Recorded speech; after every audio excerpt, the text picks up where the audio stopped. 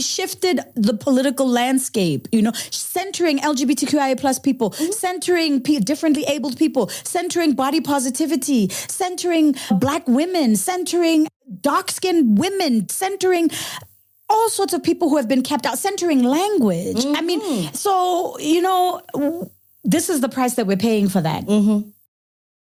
What the actual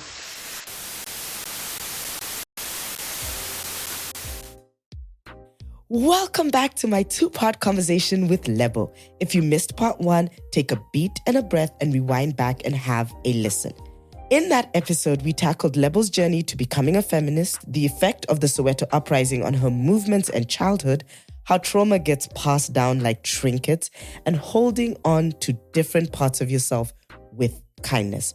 Also, we looked at the cannibalization of women's bodies, as well as a feminist refresher course on intersectionality and misogynoir. It's a wild conversation where we weave in and out of Lebo's journey as an activist and just have a bunch of conversation. Go back and immediately listen if you have not listened. But for those of you who do what you told, it's time to slide into part two of the conversation, which has feminist failures, the American condition and how it has affected Black women, the long road to changing people's minds. And sometimes you gotta tussle, right? You gotta tussle. And of course, her latest offering, women's labor. And lastly, the oops, my bad section, because you gotta have that. Or else is it even a collection of episodes? No. So settle in and enjoy. You have basically managed to create like an entire world around yourself in which you can like live and you can maneuver and you can be safe from like all the nonsense out there. And there is a lot of nonsense. And I also love going and finding the nonsense. That was my thing. I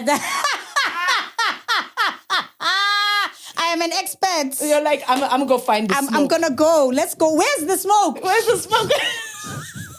Smoke? Is that you? What nonsense are you finding? Actually, do you know, like... What mischief am I getting up to? What mischief were you getting up to? Oh, God. I mean, there's trails and trails of bodies there on social media. The mayhem that I have caused. People. Oh, guys. And they will come for me too. But you know what? I mean, that's what I appreciated that about Twitter until it became X. Twitter is...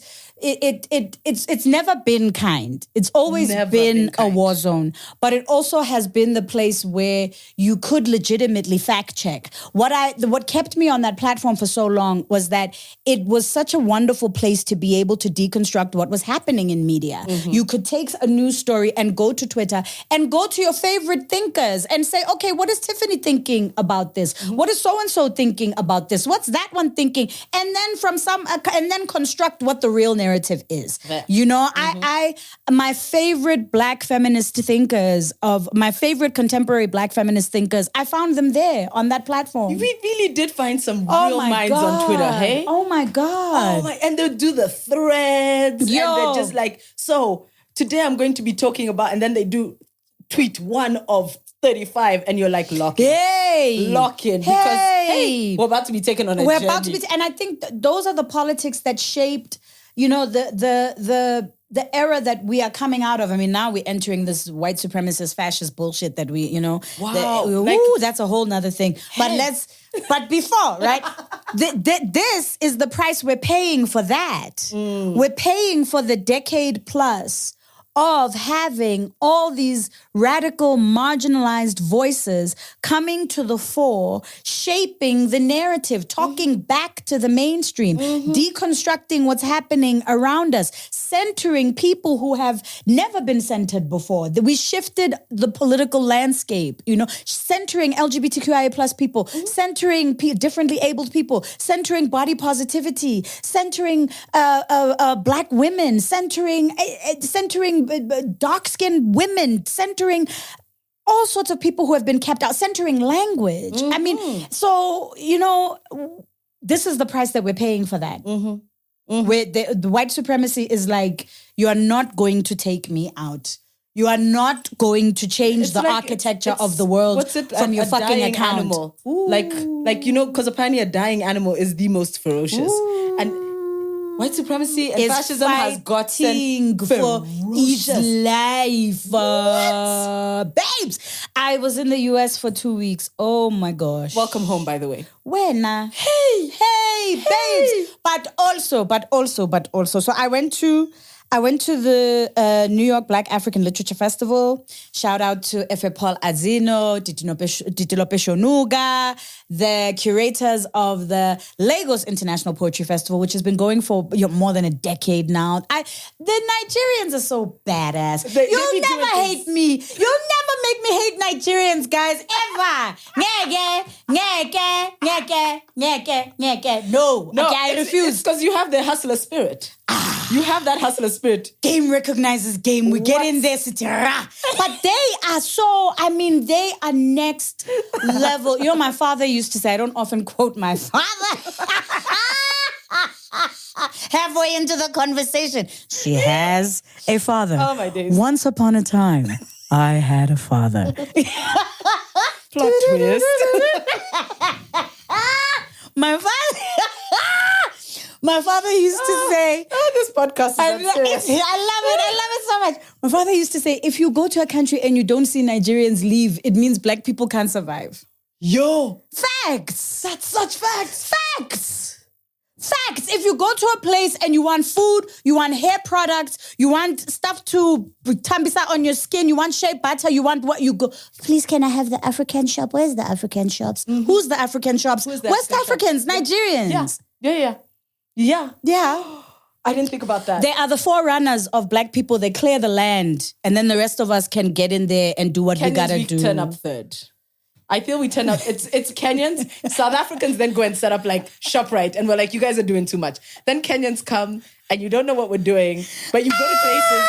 We'll never be helpful. We're not a helpful nation. But you're there with PhDs. We're there with PhDs. And funding. With I love it though. You're in the UN. I love it though. I like it. I'm a fan. The day I go to a hair shop, an African food shop or anything like that, and it's owned by a Kenyan, is the day I'll be like, okay, but you will go to some policy think tank in Switzerland where they are discussing the biggest developmental en masse. 30 Kenyans with PhDs at every level. Yeah. Apparently, Coke South Africa at some point was being run. The MD was a Kenyan. I'm not surprised. Because why not? Why not?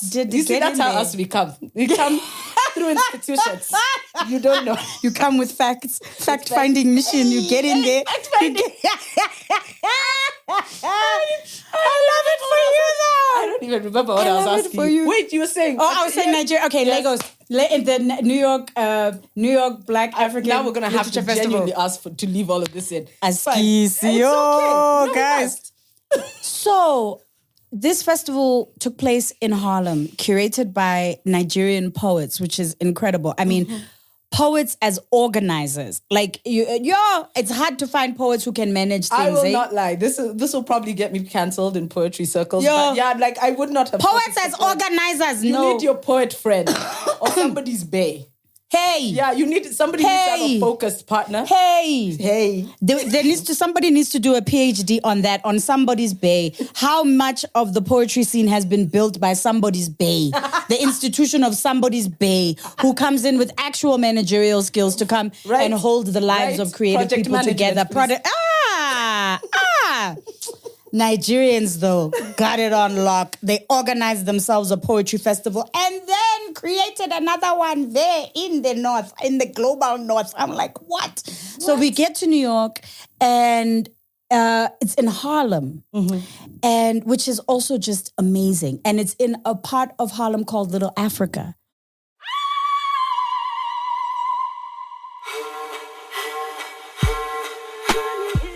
As a Kenyan, I know how people don't take it well when people speak ill of your country.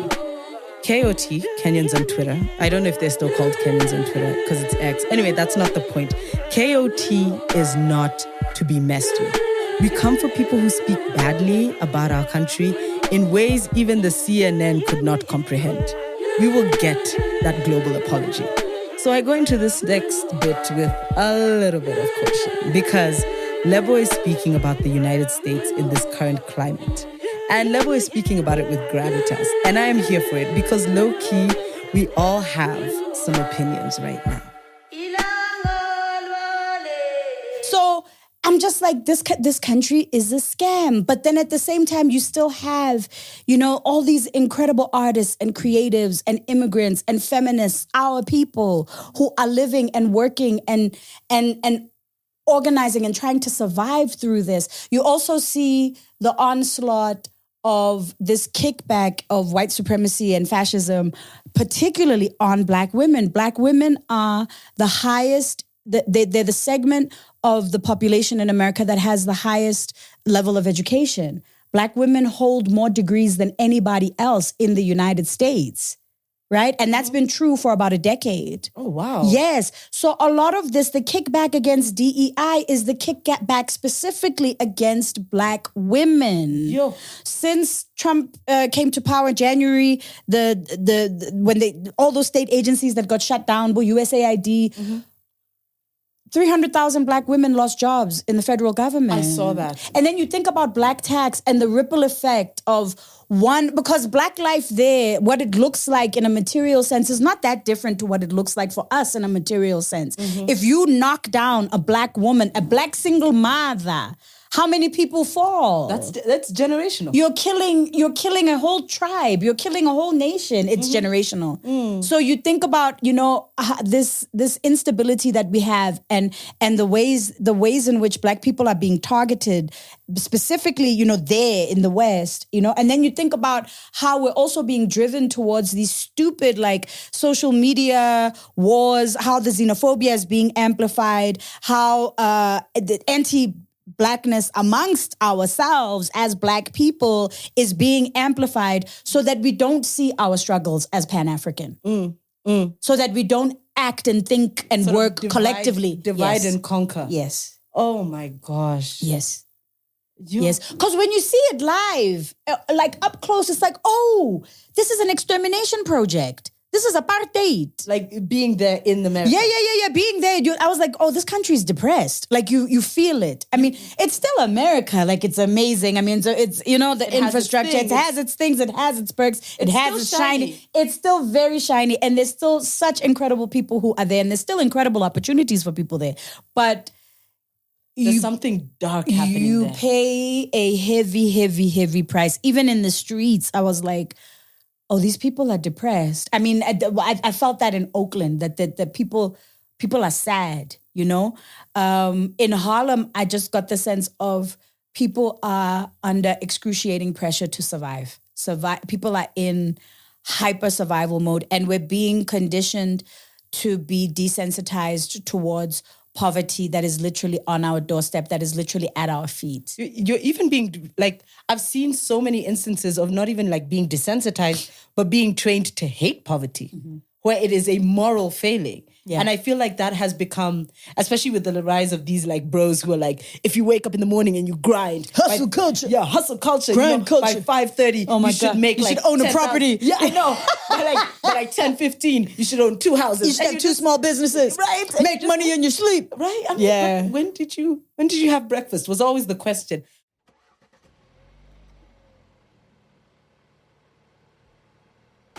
Getting your coins is a real thing, and that is tied deeply to the value of your labor. So, story time.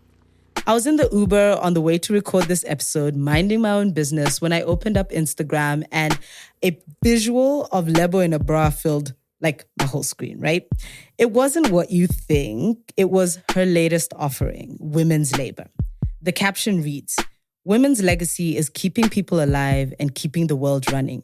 Yet we are underpaid, our labor is undervalued across sectors. Stressing about money whilst flexing this hard is the pattern I am undoing. Being indispensable yet devalued is disrespect. What would happen if we took our labor away? What would happen if we worked as hard for ourselves as we did for everyone else?" So tell me about this short story. So in my relentless addiction to social media. Love it for you. Which goes in cycles and waves and cycles and waves. I think the pandemic made me realize that all screens are TV. When I realized that, the phone screen is just television. Okay. So then I was like, fuck, I've got like 15 years worth of 20 years worth of skills that I can bring to this thing. And then something clicked and I was like, fuck, I can work, right? I think what is exciting about how social media is evolving and how the visual landscape of social media is evolving is seeing how many young Black creators are able to just make an imprint on our culture, without the kind of barriers to access that existed when I was starting out, right? So even though I was lucky to be in the sweet spot of Yeovil, and I really was lucky, it's not everybody that gets to experience that kind of that kind of confluence of energies, right? Being in Joburg at that time and my proximity to media allowed for me to be able to make the jump. But I wouldn't have made the jump if I didn't have skills and I didn't have something to back me up, right? And I wouldn't have been able to sustain it without the skills.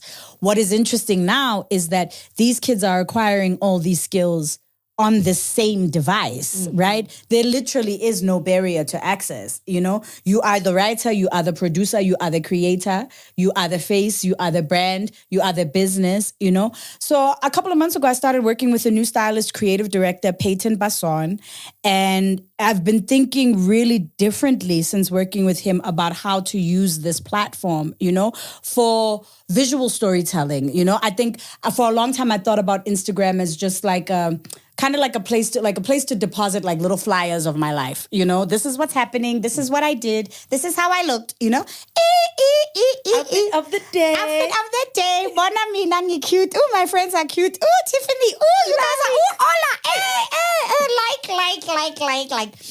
But now I'm thinking about it as more of an archive, and that the platform itself lends itself to creativity, It lends itself to kind of like documentary filmmaking. It lends itself to editorial. It lends itself to a different way of capturing what it is that I do.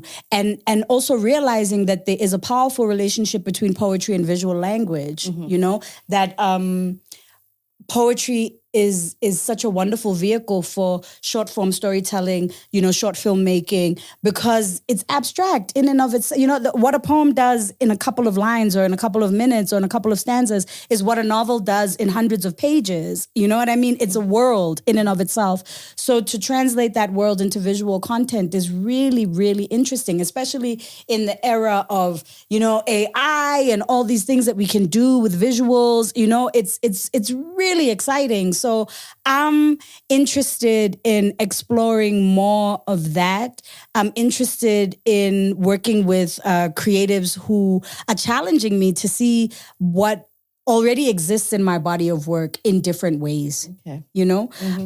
So this was just one aspect. It was the campaign is called Women's Labor, and then for the queers and the femmes and the dolls, we've got Dolls Labor. Dolls. And that's a wrap for part 1. Make sure you show up for part 2 as we continue the conversation with Lebo. In the next episode, we throw in thoughts on feminist fuckery, changing hearts and minds, and the burden of Black women. Shout out to the Global Unit for Feminist and Gender Democracy of the Heinrich-Böll Foundation that is hosting this podcast, and my magical team, Ray and Sheldon, for that post-apocalyptic production. Till the next episode, pick up gardening and make Bloody Marys from your homegrown tomatoes. Take up erotic poetry and gift your masterpieces to people as birthday presents, or even learn to knit and exclusively make lingerie. Because it's all chaos anyway, and this is not the apocalypse we signed up for. Right? What happens? What happens? What happens? What happens? What happens in our families? What happens in our relationships? What happens when Black women stop being donkeys? Shit falls apart. Shit does fall apart. Shit falls. Really? And that's a wrap for part 1. Make sure you show up for part 2 as we continue the conversation with Lebo. In the next episode, we throw in thoughts on feminist fuckery, sometimes you need to put down the weight of and being the burden and of doing Black women. too much. Shout And out in to the spirit of that, let me put down the weight of the segment popping up randomly somewhere in this episode. Yeah, I know it's a little late, but here it is. Oops, my bad. For that the part of the podcast where we hear about people's feminism and till when the next it was not episode, perfect. pick up gardening but also and make Bloody how they Marys from your pivoted homegrown and tomatoes. did better because take up they erotic knew better. poetry and gift your I said it in masterpieces previous to episodes people and I will as say it birthday again. presents, We aren't or even always learn to on knit point. and We're not exclusively averaging make on lingerie. 100%. Because it's Sometimes we're all getting a chaos failing anyway, grade, and that's this is okay. not Because the we are apocalypse human. we signed up for. In this iteration of Oops, My Bad, Lebo tells us about how she left homophobia behind and muses on how even we, as feminists, can sometimes be a little fucky.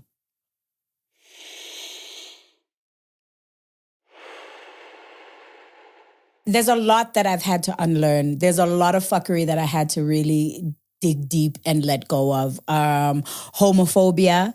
I think getting into the industry and being exposed to so many queer people was an education on its own. You know, I didn't know what a trans person was. I didn't know what a non-binary person was, you know. Working in creative spaces was a major education, you know, and also about with regard to the power of queer people in the creative industries. You know, if you're going to be homophobic and try to be an artist, your career is going nowhere. You know, you better open your mind. It's really funny that, you know, hip hop has been able to get away with so much homophobia for so long, for so many decades. Because I'm like, where are the gays who are doing the A&R and who are doing the PR and who are doing the fashion and who are doing they're listening to this stuck and promoting you? This is so strange, you know? So yeah, my ideas about queerness, my ideas about transness, my ideas about gender as a binary experience, all of that is shit that I had to unlearn and shit that I'm still actively unlearning. Also, I think unlearning the idea that Black women have to be perfect as well, you know? We come to these politics, I think, because a lot of the time because of trauma, you know what I mean? Mm-hmm. You don't wake up one day and decide, let me learn about oppression. No, you are oppressed, so you have to learn about oppression because you're trying to survive your own oppression, you know what I mean? So by virtue of the fact that you are oppressed, you're gonna be fucked up, right? So, I mean, also realizing that Black feminists are capable of violence and jealousy and harm, and that harm is done in these communities. But that is not, you know, that is not like emblematic of what the community is all about any more than the harm that men do to each other is emblematic of what men do when they come together, right? Human beings are violent. People do shitty things to each other. Feminists are not exempt from that. And just because you embrace feminism as a philosophy, as an ideology, it also doesn't, embracing feminism as an ideology is not a substitute for the healing work that you have to do on yourself, right? Oh, that's a hot take. So being a feminist, I thought for a long time, another example of fuckery, I thought for a long time that, but you know, I've done all these alternative therapies and modalities and, you know, I'm an artist and I'm always working through my feelings. That's not therapy. It's therapeutic.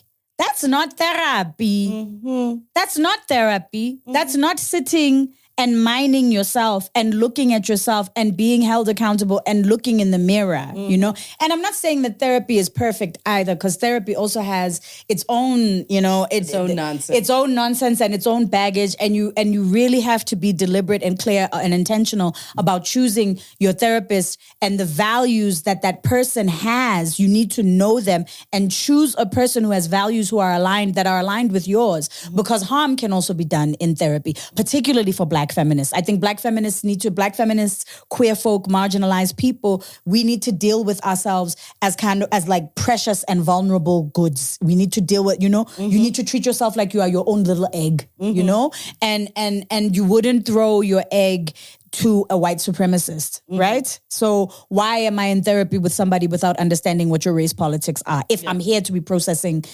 processing racial trauma or gender trauma, you know what I mean? So that's a whole nother thing. But yeah, being creative is not a substitute for your own therapy work.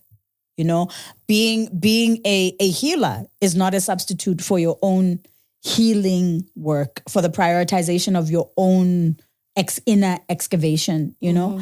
I mean, it's tough. At times I have struggled with the way that our culture is shifting more and more towards a kind of it's like an incessant war zone, you know? There's no space to hold ideas that can be contradictory, you know? That's true. And for me, what makes art strong is when it's able to hold things that cannot be held together. That's when you really get new perspectives, you know, when you see humanity in something that you never thought you would see humanity inside of, you know? So how can the same thing that I am chasing, looking for in my art be the same thing that there's no space for it in my political life and in activist circles, you know? That's a tough one. I feel like in this moment, the freest place that I have is my art. I feel like that's the place where I can really speak my voice and say who I am, you know? Change is inevitable, but growth is optional. From hot takes to creative spaces, Lebo explains that good art will always push you outside of your comfort zone and make you delve into new ways of viewing the world and yourself. But people won't always be the best at accepting a shifting world. Because change is inevitable, make sure you take the option to grow from the changes. It will make you better than the day before and help you reach your full potential and purpose. I choose the platforms that I participate in very, very carefully. You know, I don't do a lot of media anymore. I used to think that people were just suffering from a lack of information. And if you just expose people to more, and if you just share, and no, people don't care. They don't. They genuinely don't care. They like being stuck.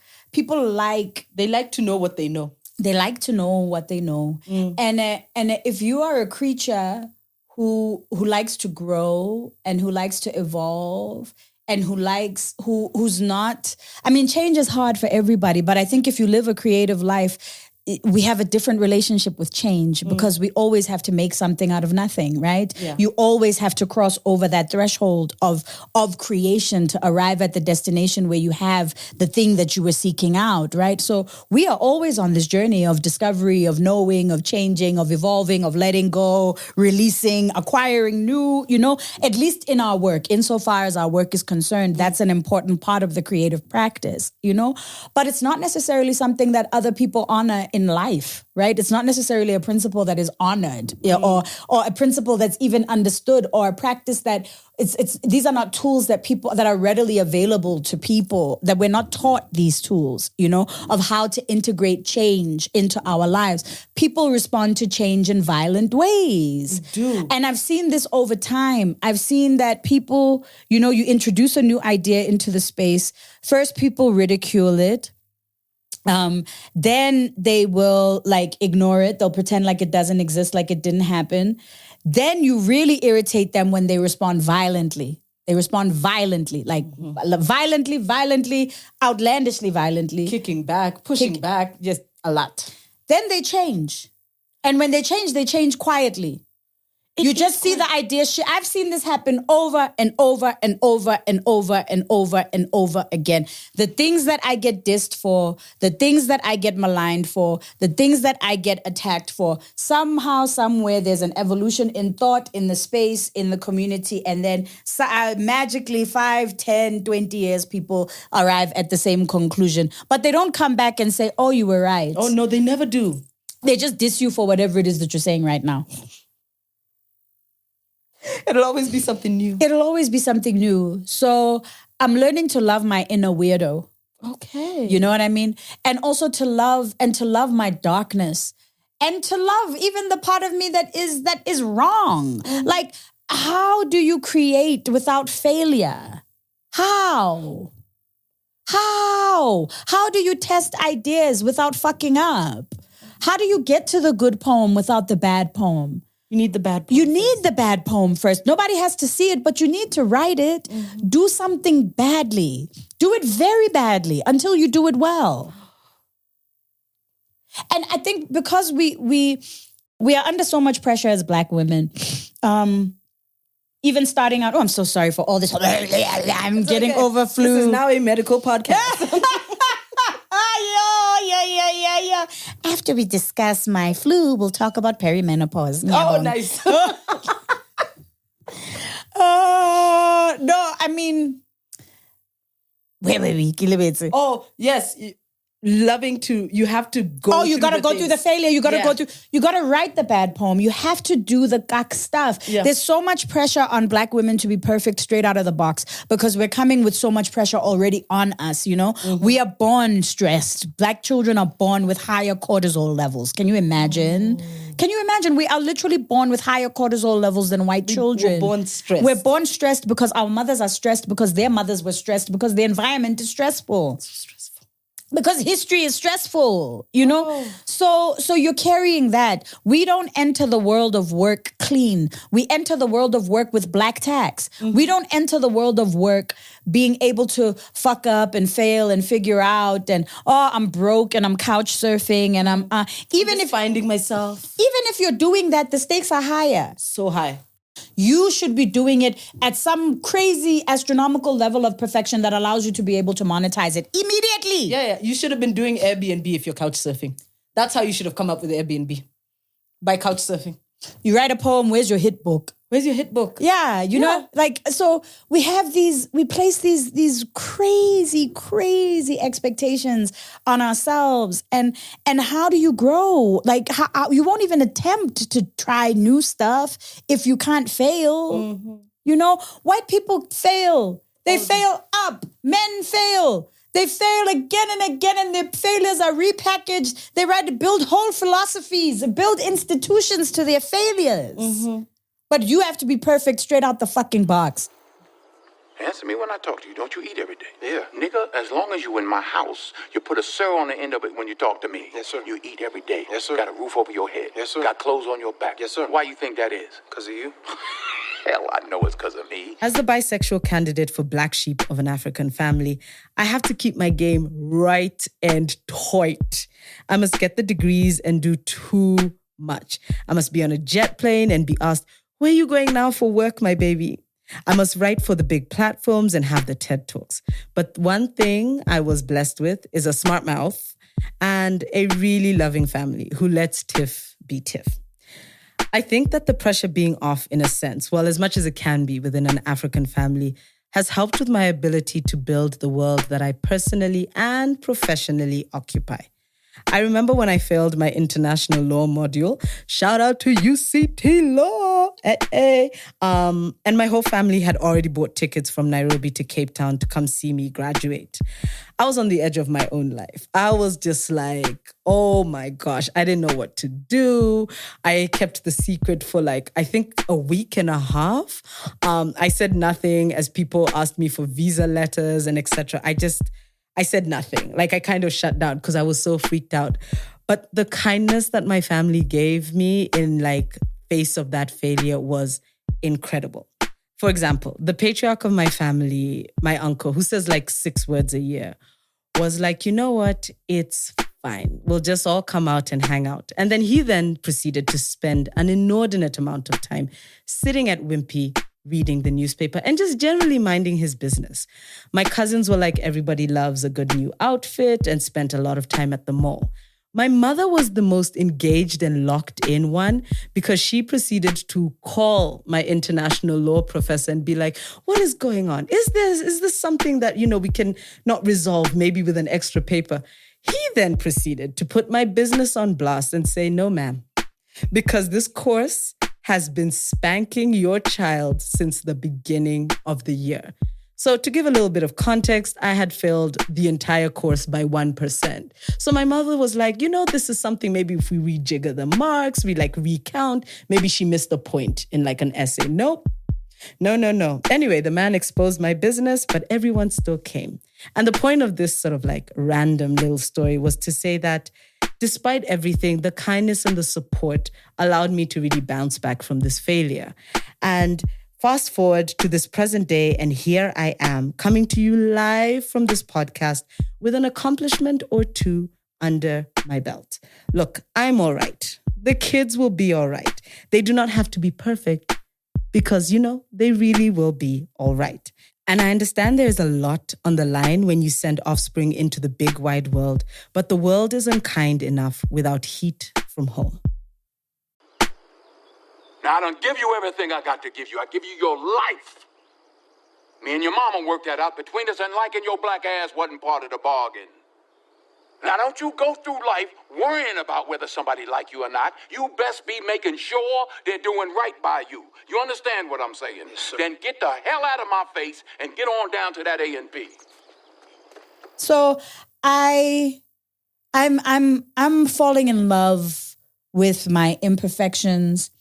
I'm falling in love with my darkness and my quirks, the fighter that I've had to develop into the Pumasilwe, the girl who had to jump out because I had a big ass and a funny name and had to learn how to talk shit real fast, I love that girl. That girl has helped me survive. That girl has had my back. I love that girl. All my little mental illnesses, my little friends, I love them.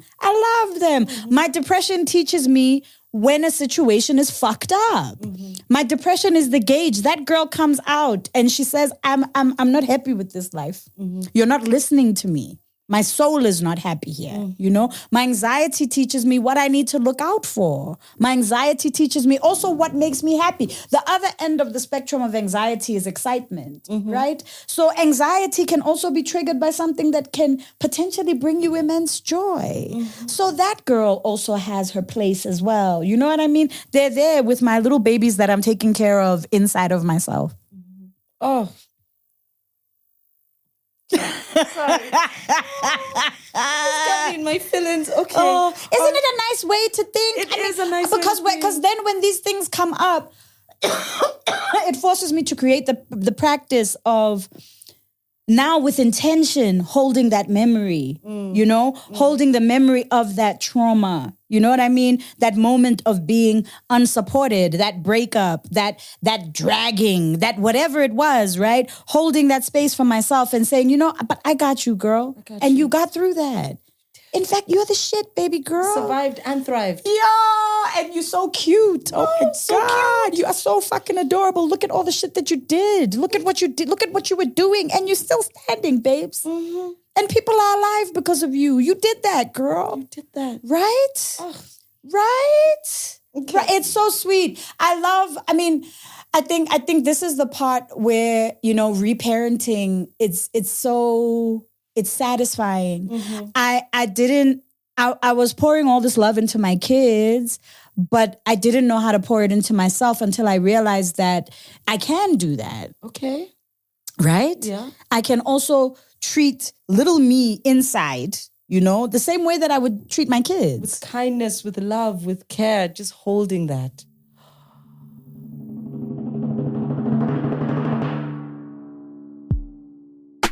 Love yourself, kittens. That's actually the vibe of this episode. Love all the good, the bad, the chaos. Embrace the hidden parts, the ones that you are told to shy away from, as well as the ones that show up best in the world. So there's not much else to say at the end of this, and putting some big old wrap up here feels really, really forced. So what I'm going to do is I'm going to leave you with Lebo. Again, because this episode was my gift to all the Black girls out there. Everyone else, you can stay for the magical blessings too, as long as you have a kind heart.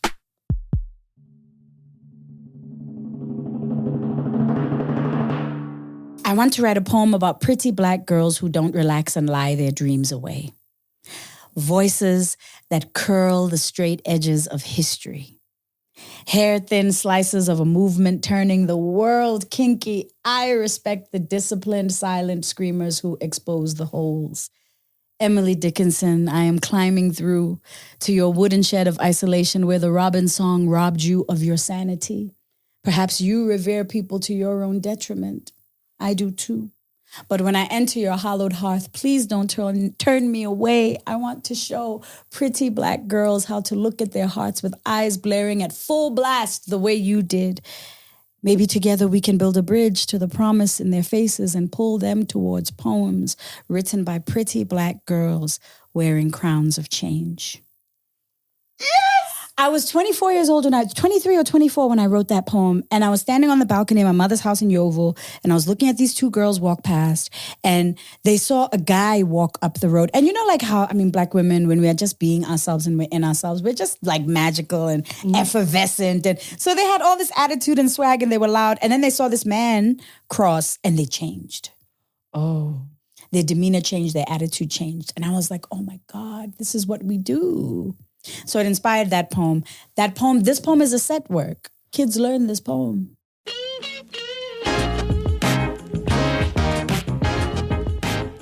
Do yourself a favor and check out Lebo's short film, Women's Labor, which you can find on her Instagram. And also just check out Lebo's entire body of work. It is powerful. Also have a look at the resources around Soweto uprising, intersectionality, and misogynoir that we have linked in the show notes. So it's about that time to leave. So shout out to the Global Unit for Feminism and Gender Democracy of the Heinrich-Böll Foundation that is hosting this delicious podcast and offering. And also shout out to my magical team, Ray and Sheldon, for that apocalyptic post-production. And also just supporting my chaos. Sometimes it gets real chaotic behind the scenes. So till the next episode, wear pajama bottoms as part of business casual. Moonlight as a birthday clown for extra cash. Or comment, "Are you serious right now?" underneath your ex's inspirational posts. Because it's all chaos anyway, and this is not the apocalypse we signed up for.